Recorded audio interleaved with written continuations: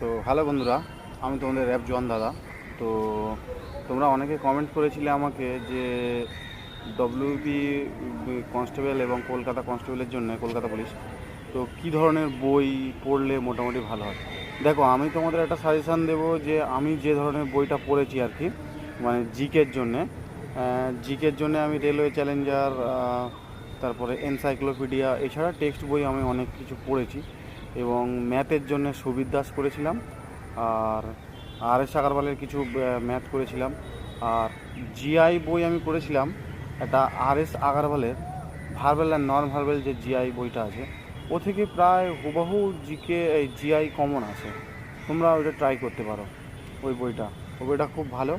এবং সবসময় তোমরা জোর দেবে কারেন্ট অ্যাফেয়ার্সের উপরে, কারণ এবছরে বুঝতেই পারছো যে কম্পিটিশানটা খুব খুব টাফ হবে। কারণ প্রায় 10 lakh plus form fill up করেছে, তোমরা দেখতেই পেয়েছো যে কর্মসংস্থান পেপারে দিয়ে দিয়েছে। তো সেহেতু তোমাদের পরীক্ষাটা একটু টাফ হবে, কাট অফটাও একটু বেশি হাই যেতে পারে।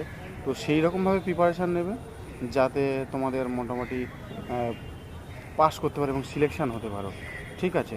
এবং সাথে সাথে শারীরিক দিক থেকেও মোটামুটি রানিংটা রাখবে, দৌড় ঝাঁপ করবে একটু, না হলে তো মাঠটাও তো মেন দরকার। তো সেহেতু তোমরা এইগুলো করবে, আর এই বইগুলো তোমরা প্র্যাকটিস করবে। আশা করছি তোমাদের এই কথাগুলো বললাম, এগুলো শুনলে তোমাদের উপকার হবে।